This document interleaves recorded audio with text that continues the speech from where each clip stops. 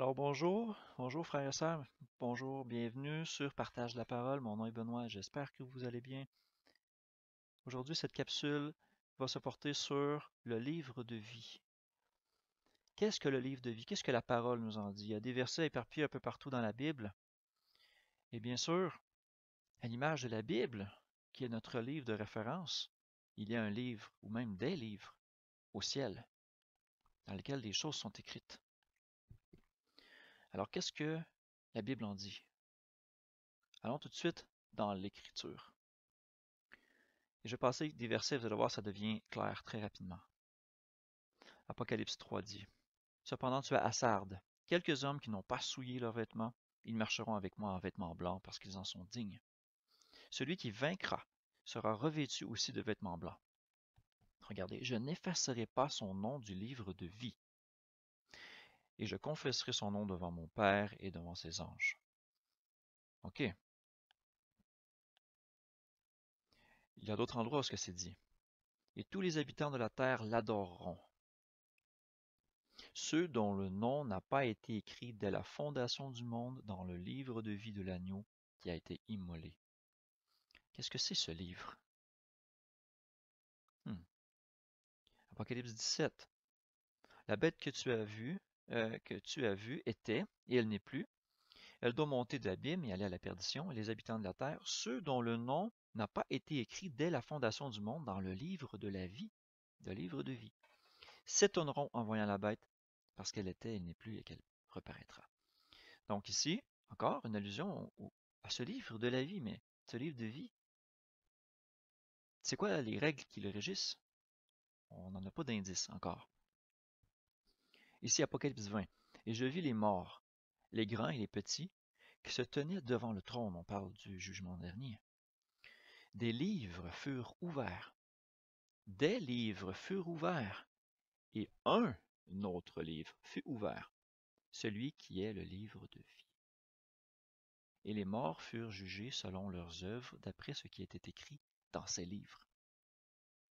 Ça veut dire que chaque chose qu'on fait, chaque œuvre, bonne, mauvaise, sont écrites symboliquement dans un livre, au ciel.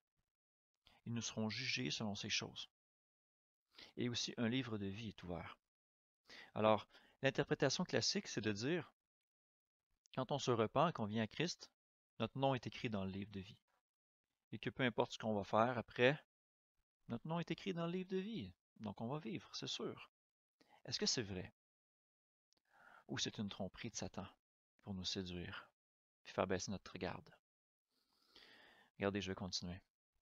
C'est très important de comprendre parce que regardez, quiconque ne fut pas trouvé écrit dans le livre de vie fut jeté dans les temps de feu.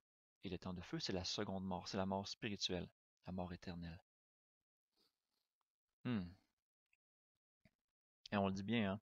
Il n'entrera rien chez elle de souillé, ni personne qui se livre à l'abomination et au mensonge. Il n'entrera que ceux qui sont écrits dans le livre de vie de l'agneau. Et on sait que l'agneau, c'est Jésus, lui qui a été immolé, duquel on revêt son sang, à l'image de la Pâque en Exode 12. Mais ici, on fait clairement le lien. On dit rien de souillé, ni personne qui se livre à l'abomination. Comment on définit une abomination? Et au mensonge. Le mensonge, c'est un des commandements. Il n'entrera que ceux qui sont écrits dans le livre de vie. OK. Allons voir comment on explique ça, ce livre de vie-là. En psaume 109, psaume de David, il dit, car ils ouvrent contre moi une bouche méchante et trompeuse. Ils me parlent avec une langue mensongère. Ils m'environnent de discours haineux. Ils me font la guerre sans cause.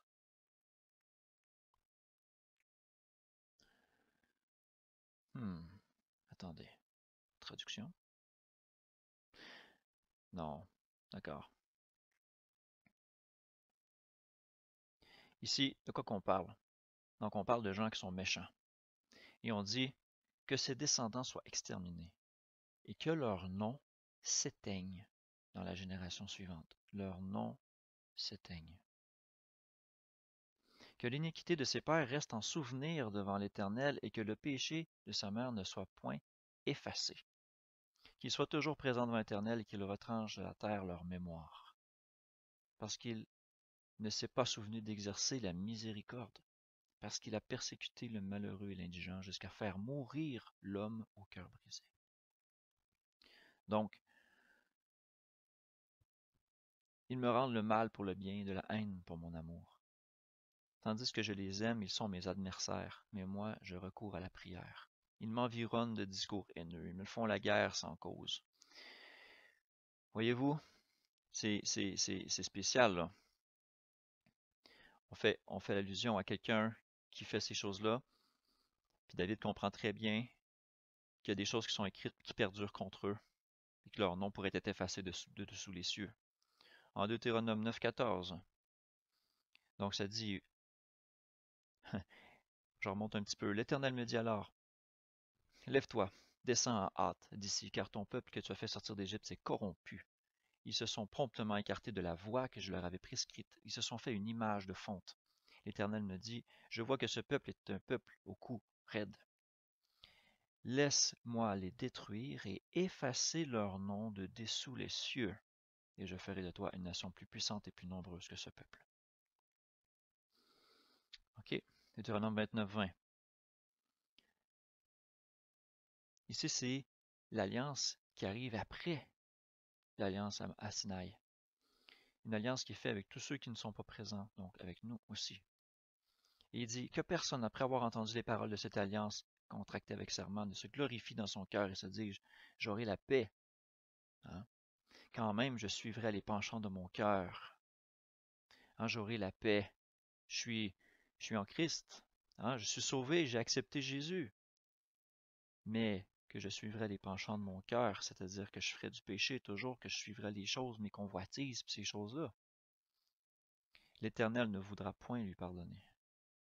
Et alors la colère et la jalousie de l'Éternel s'enflammeront contre cet homme ou cette personne. Toutes les malédictions écrites dans ce livre reposeront sur lui, et l'Éternel effacera son nom de dessous les cieux. Ici, on parle des malédictions. La malédiction de la loi, mais Christ est venu prendre la malédiction de la loi. Pourquoi? Parce qu'il est venu prendre nos transgressions. La malédiction de la loi, elle est parce qu'on transgresse la loi.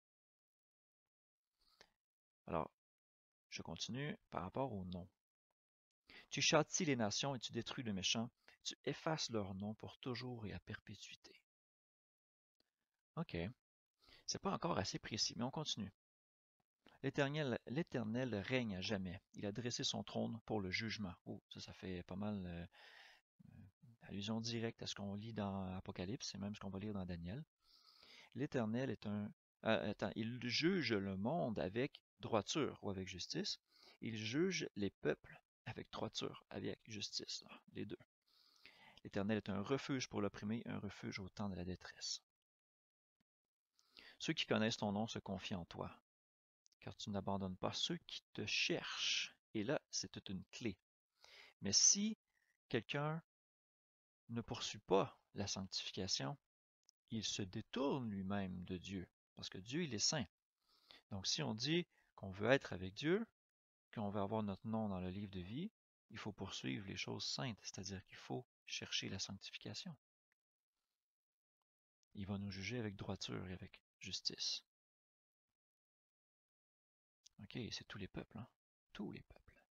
Pas rien que les Juifs ou pas rien que les païens, non, tout le monde. Ok. Écoutez ceci, maison de Jacob, vous qui portez le nom d'Israël et qui êtes sortis des eaux de Juda, vous qui jurez par le nom de l'Éternel et qui invoquez le nom d'Israël, mais sans vérité ni droiture. Mes frères et sœurs, il y a encore beaucoup de chrétiens qui font ça, qui invoquent le nom de l'Éternel, qui invoquent le Saint d'Israël, Jésus, mais sans vérité ni droiture, parce qu'ils ne vivent pas cette droiture-là. Car ils prennent leur nom de la ville sainte et ils s'appuient sur le Dieu d'Israël, le nom de l'Éternel des armées. OK.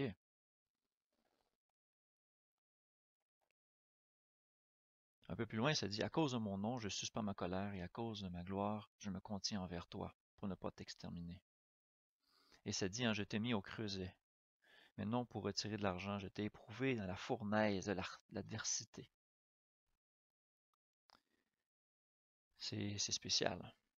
Approchez-vous de moi et écoutez. Dès le commencement, je n'ai point parlé en cachette. Dès l'origine de ces choses, j'ai été là, et maintenant le Seigneur l'Éternel m'a envoyé avec son esprit. Ainsi parle l'Éternel, ton Rédempteur, celui qui te sauve, le Saint d'Israël. C'est Jésus qui te parle. Moi, l'Éternel, ton Dieu, je t'instruis pour ton bien. Je te conduis dans la voie que tu dois suivre. Oh, si tu étais attentif à mes commandements, ton bien-être serait comme un fleuve et ton bonheur coulerait, ton bonheur comme les flots de la mer. Ta postérité serait comme le sable et les fruits de tes entrailles comme les grains de sable. Et regardez ici la conclusion de tout ça. Ton nom ne serait point effacé, anéanti devant moi. Mais ici, on parle clairement de quoi? On est en Ésaïe, on parle des commandements de Dieu. Mais c'est Jésus qui parle. Wow! Moi, ça m'a... Ouf! Ça m'a ouvert les yeux. Ton nom ne sera point effacé si tu avais écouté ma voix, si tu avais suivi mes ordonnances et mes commandements. OK. Voilà. Alors, ça, j'ai passé ça ici. En Malachie 3. Alors ceux qui craignent l'Éternel se parlèrent les uns aux autres, ils s'exhortèrent. L'Éternel fut attentif et il écouta. Et un livre de souvenirs fut écrit devant lui pour ceux qui craignent l'Éternel et qui honorent son nom. Ils seront à moi, dit l'Éternel des armées, et ils m'appartiendront au jour que je prépare. Et j'aurai compassion d'eux, bien sûr par le sang de Christ. Mais on ne souille pas nos robes blanches que Christ nous a données. OK. Et regardez quelque chose de très clair. En Exode 32, qu'est-ce qui fait que notre nom est écrit ou n'est pas écrit? Regardez ici. La nation d'Israël et tous les étrangers qui l'accompagnaient venaient de pécher. Ils s'étaient fait un dieu de fonte. Et Moïse monte à Dieu et dit, vous avez commis, au lendemain, Moïse dit au peuple, vous avez commis un grand péché. Et je vais monter maintenant vers l'Éternel. J'obtiendrai peut-être le pardon de votre péché. Alors, Moïse retourna vers l'Éternel et dit, ah, ce peuple a commis un grand péché, ils se sont fait un dieu d'or. Pardonne maintenant leurs péchés, sinon, efface-moi de ton livre que tu as écrit. Mais Dieu, il est juste. Qu'est-ce qu'il dit?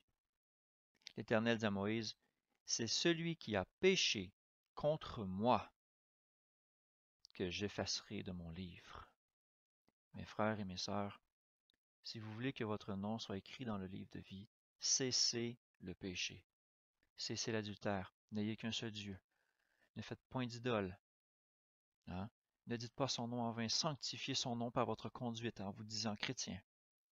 Souvenez-vous du jour du sabbat, le 7e jour. Honorez votre père et votre mère. Ne faites pas de meurtre, ni de haine. Ne faites pas d'adultère. Ne faites pas de vol. Ne faites pas de faux témoignages. Ne faites pas de convoitise. Restez saints. Alors, pour moi, ça a été très parlant. J'espère que ça vous l'a été aussi.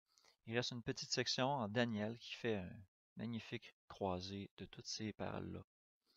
Alors, c'est une vision de Daniel du jugement.